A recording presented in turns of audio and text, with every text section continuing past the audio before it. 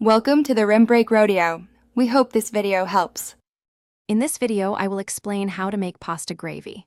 First, heat 2 tablespoons of olive oil in a large pot over medium heat. Add 1 chopped onion and 2 cloves of minced garlic, sautéing them until they become soft and fragrant. This usually takes about 5 to 7 minutes. This initial step is crucial for building a rich flavor base for your homemade pasta gravy, ensuring a delightful aroma and taste from the very beginning.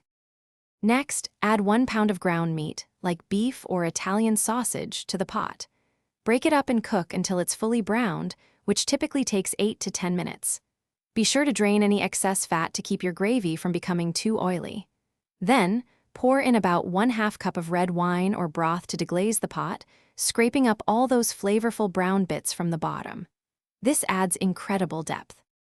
Now it's time to add the main components.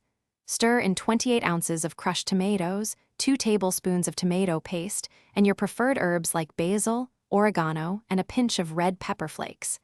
Mix everything well to ensure all ingredients are evenly distributed. Bring the mixture to a gentle simmer, then reduce the heat to low.